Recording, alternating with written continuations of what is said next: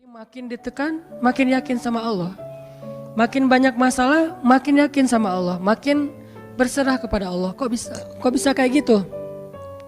Ada orang yang ketika makin banyak masalah, makin ragu sama Allah. Ini Allah maunya apa sih? Gitu kan? Ketika makin banyak masalah, makin kayak mempertanyakan takdir dan ketentuan Allah. Kenapa kok saya yang ngalamin ini? Kenapa saya dari dulu gak selesai-selesai masalahnya? Kenapa justru setelah saya berhijrah malah banyak masalah? Kenapa para sahabat sebaliknya? Makin dikasih ujian, makin wa ma zadahum illa imanan wa taslima. Gak bertambah kecuali iman dan kepasrahan. Jadi dikasih ujian malah makin yakin sama Allah, bukan makin ragu. Misalnya dia ganti nih modal transaksi dagangnya, bisnisnya. Yang tadi mungkin syubhat atau haram, sekarang dia pakai model transaksi bisnis yang halal aja deh, yang aman-aman aja. Gara-gara transaksi yang halal malah banyak masalah. Masih mending kalau masalahnya cuman berkurang income-nya. Ini malah ditipu orang lah, rugi segala macam. Mulai mempertanyakan, nih bener nggak ya saya ngambil jalan yang syariat segala macam, kok malah makin susah nih kelihatannya. Kenapa kita ketika diuji malah jadi ragu sama Allah? Kenapa saya katanya kalau misalnya saya jujur, saya akan dapat kebaikan. Ini gara-gara jujur malah gak lulus. Ya mungkin gak belajar tapi jujur. Yang satu lagi yang gak jujur malah nilainya bagus mungkin. Misalnya gak belajar tapi dia dusta. Kenapa para sahabat ketika diuji malah makin yakin sama Allah? Malah makin pasrah kepada Allah. Karena mereka pegang janji Allah. Itu salah satu tipsnya. Kalau kita pengen tetap woles pas menghadapi kesulitan, pegang janji Allah. Makin kita kuat pegang janji Allah, diuji, kita makin pasrah sama Allah. Ya Allah, saya akan yakin sama Engkau memegang janjimu. Ketika diuji, saya berharapnya balasan dari Allah, pertolongan dari Allah. Kayak yang pernah saya sampaikan dulu, kalau kita dapat musibah, yakinlah kepada janji Allah. Siapa yang membaca doa yang diajarkan Nabi, nanti Allah akan ngasih ganti yang lebih baik gitu kan ya. Allahumma ajurni fi musibati wa khluf li khairam minha. Ya Allah, beri saya pahala dalam musibah ini, beri saya ganti yang lebih baik darinya. Kalau kita pegang banget dengan janji Allah lewat doa ini, kita ketika dapat musibah setidaknya gak akan panik habis-habisan, gak akan putus asa dalam menunggu pertolongan Allah. Setidaknya kalau nggak bisa woles-woles amat, nggak bisa tenang-tenang amat, minimal nggak panik habis berlebihan. Kalau musibahnya musibah kematian, nggak bikin kita meratapi kematian. Kenapa? Kita pegang janji Allah SWT. Makanya kan ada cerita seorang ayah yang diberi musibah dengan wafat 2 orang anaknya. Anak laki-laki pertama meninggal. Dia bilang innalillahi wa inna ilaihi rajiun. Anak laki-laki kedua meninggal, dia bilang innalillahi wa inna ilaihi rajiun. Semua ini milik Allah. Allah yang memberi, Allah juga yang mengambil kembali. Suka-suka Allah, pasrah gitu. Nerima, ridho dalam bahasa agama. Bukan ikhlas ya. Kalau ikhlas itu dalam bab ibadah. Kalau dalam bab takdir namanya ridho. Raditu billahi robba. Saya ridho deh dengan ketentuan Allah, itu namanya ridho. Bukan yang ikhlas ya. Ikhlas apaan? Orang gak lagi ibadah kan? Lagi ada musibah. Jadi bukan yang ikhlas ya, bukan. Tapi yang ridho ya. Kalau mau lebih tepat nih, tapi gak apa-apa deh, pakai bahasa kita aja. Tapi kalau mau lebih tepat maknanya, yang ridho ya, sing ridho ya gitu. Bukan sing ikhlas. Karena ikhlas itu ibadah ritual. Nah, dia ridho tuh. Innalillahi wa inna ilaihi raji'un. Innalillahi wa inna ilaihi raji'un. Yang ketiga, meninggal juga. Dan dia mulai agak ragu nih, kok gini-gini amat ya. Suatu malam dia bermimpi 2 anaknya itu, dalam mimpi itu ayah ini mau jatuh ke sebuah jurang yang di bawahnya api, kayak api neraka gitu. Ditarik sama 2 anaknya, cuman gak kuat. Kata mereka, seandainya adik ada di sini pasti bisa narik nih, bisa nyelamatin ayah. Kalau adik ada di situ, kenapa cuma 2 yang nolong? Karena 2 itu yang dia ridho, yang satu lagi nggak ridho. Akhirnya cuma 2 orang yang bisa nolong dia di akhirat. Bangun dari mimpi dia sadar, oh ternyata justru Allah pengen nolong dia di akhirat dengan musibah itu. Dan buat anaknya juga kebaikan nanti di akhirat masuk surga. Akhirnya dia bilang innalillah wa inna ilaihi rajiun, astaghfirullahalazim. Hidup kadang kayak gitu. Ketika kita pegang janji Allah, ada sesuatu yang kita tunggu di dalam kesulitan hidup kita. Sehingga buat kita selalu punya harapan. Tapi kalau kita nggak pegang janji Allah, kita nggak nunggu apa-apa kecuali mengeluhkan keadaan kita. Dan itu bikin kita lemah. Ditolak yang pertama, innalillah wa inna ilaihi rajiun. Ya Allah beri saya yang lebih baik darinya. Nemu nih, ditolak lagi. Lebih cantik tapi nolak juga, kan lebih sakit ya. Lebih cantik, ditolak lebih sakit. Ya Allah beri yang lebih baik lagi. Makin lama makin di puncaknya rasa sakit yang udah gak tahan, diterima. Ini happy ending nih. Ada gak ya yang kayak gitu ya? Kalau jarang ada, berarti belum mempraktekkan jurus ini nih.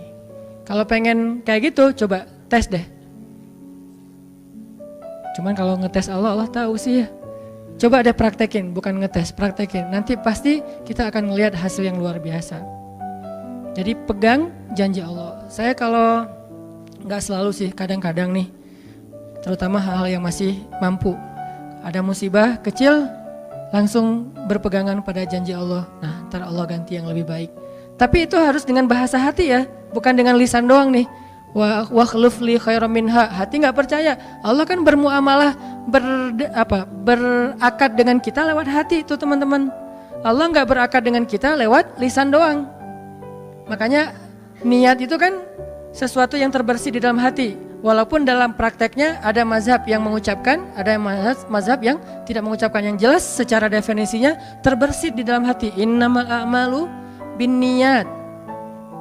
Terus Nabi menunjukkan dalam riwayat yang lain, Nabi menunjukkan ke dadanya atau hatinya. Artinya Allah berakad dengan kita itu dengan hati.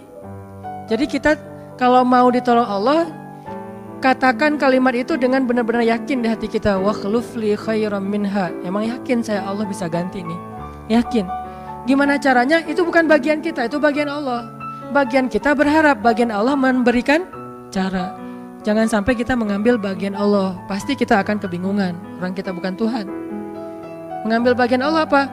Harus jelas caranya. Kalau nggak jelas nggak percaya. Terlalu logis. Akhirnya nggak lagi ada ruang untuk kita berharap kepada sesuatu.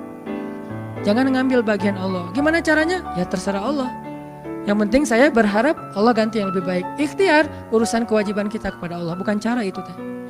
Kewajiban kita kepada Allah. Ikhtiar itu dalam agama kayak ibadah, sholat, puasa, zakat. Bukan jalan untuk menemukan suatu kebaikan, karena Allah yang menentukan. Kadang-kadang kita ikhtiar ini jalannya dari yang lain. Kita ngejar, ternyata dapatnya justru yang kita sering pakai curhat. Kan beda-beda kan cara Allah ya. Kita ngejar, gak berhasil, curhat lagi ke teman kita di sebelah. Ternyata bukan dia yang jadi sama dia, kita jadi sama dia gitu maksudnya. Ini artinya emang Allah yang punya cara, asbab, subul. Walladzina jahadu fina lanahdiyannahum subulana. Orang yang bersungguh-sungguh di jalan kami yang akan tunjukkan kepada cara-cara menuju kepada kebaikan. Subul bukan cuma satu. Kalau satu sabil, ini berarti Allah yang punya cara. Ya Allah, beri saya ganti yang lebih baik. Saya yakin banget nih. Kata teman kita, caranya gimana? Kayaknya mustahil deh. Allah punya cara. Allah bisa mendatangkan sesuatu dengan cara-cara yang kita mengerti, ilmiah, logis. Bisa yang dengan cara yang kita nggak ngerti, nggak ilmiah, nggak logis. Bisa juga dengan sebalik dari apa yang kita ngerti. Kita ngertinya gini, Allah bikin yang sebaliknya. Allah punya banyak cara. Contoh, Allah mendatangkan kita, melahirkan manusia itu dari pasangan ayah dan ibu. Ilmiah, logis, bisa dijelaskan secara keilmuan. Tapi Allah juga bisa mendatangkan seorang anak tanpa ayah seperti Isa dari rahimnya Siti Maryam yang suci. Atau bisa juga mendatangkan seekor onta bukan dari induknya tapi keluar dari batu seperti ontanya Nabi Solih. Allah bisa mendatangkan segala sesuatu dari cara-cara yang yahtasib aw la yahtasib. Yang kita mengerti atau kita tidak mengerti. Makanya Allah mengatakan wa yarzuqhu min haitsu la yahtasib. Allah kasih rezeki dari jalan haitsu la yahtasib, yang gak pernah kalian duga. Berarti kalau masih keduga bukan itu jalannya. bisa sih kayaknya jalan ini, bukan itu. Bisa sih ini, bukan itu. Terus jalannya apa? Yakin, itulah jalannya.